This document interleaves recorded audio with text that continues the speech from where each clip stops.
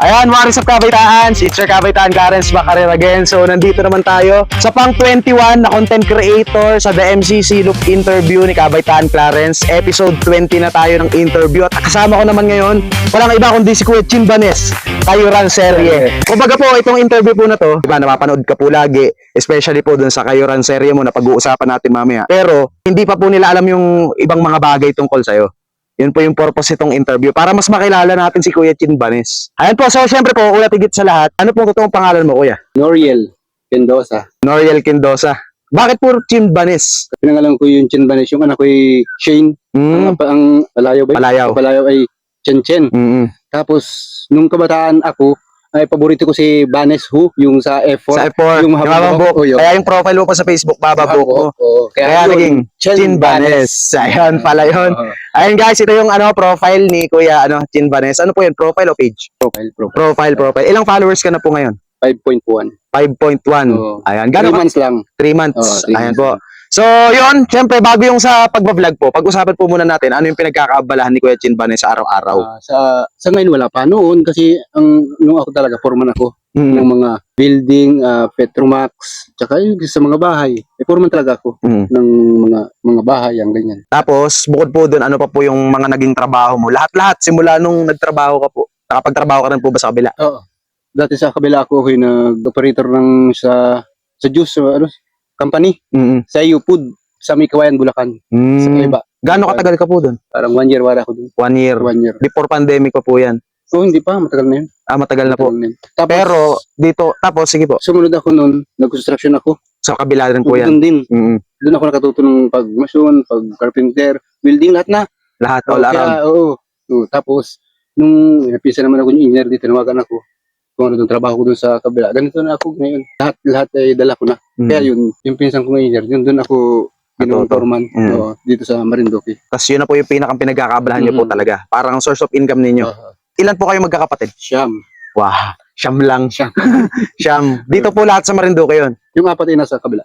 May mga pamilya na rin po. Bicol yung isa ay Bulacan, yung isa ay Cavite, yung isa ay Montalban. Tapos yung iba nandito.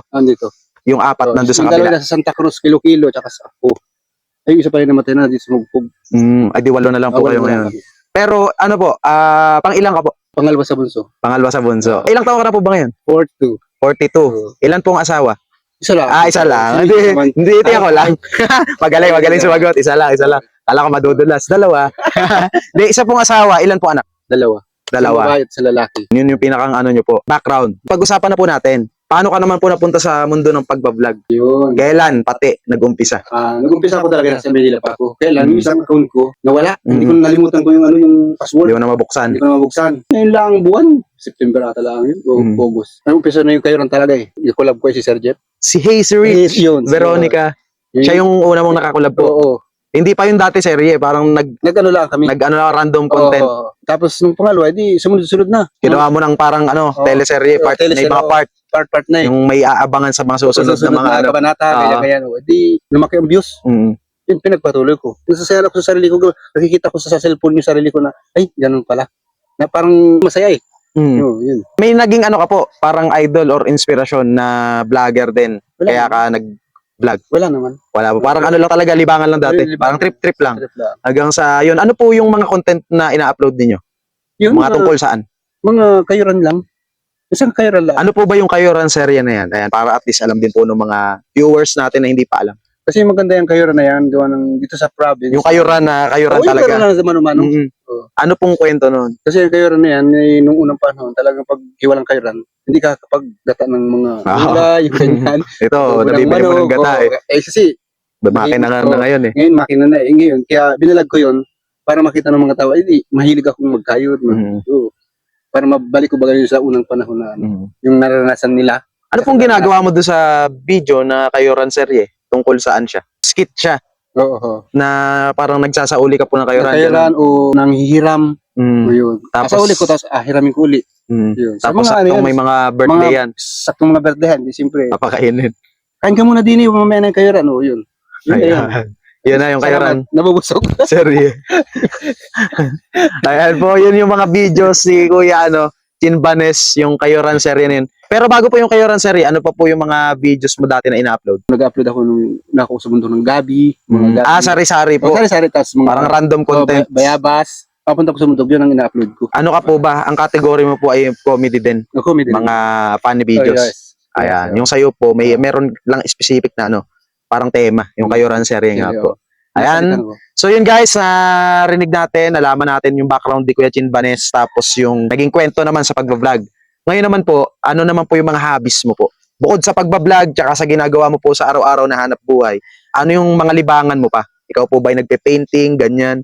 Ano po yun? Nakanta rin naman, may boost din naman akong kaunti. Lalo na Hindi pag man ano na, lalo na pag meron ng ano. Pag meron ng ano, nako. Yari na, Napalaban na. birit na. Birit na. Ayan. Bukod po sa pagkanta. Sayaw din, pwede rin naman ko sayaw. Yun lang po. Ayun lang. Sayaw, kanta. So yun, Kuya Chin Banes, last na lang po. Ito ay parang open mic naman po.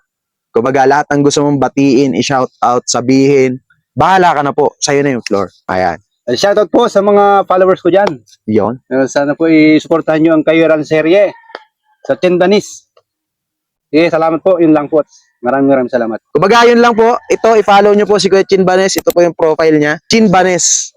Kayo Ranserye. Ayan. Ito po, ilalagay ko dito. Pa-follow po. At syempre po, pa-follow na rin po ng Kabaytaan Clarence account natin para marami pa tayong ma-reach ng mga tao. Especially dito sa Marinduque. So yun lang guys. Kung nagustuhan nyo itong episode na to, pwede kayong mag-comment. Pwede nyo itag yung mga kapwa natin content creators na gusto nyo rin ma-interview. So yun lang guys. Thank you for watching. Peace out. Kuya Chin Banes, thank you. Thank you. Ayan. Okay na po. Ay, dadaan. Tapos may isa po tayo gagawin video.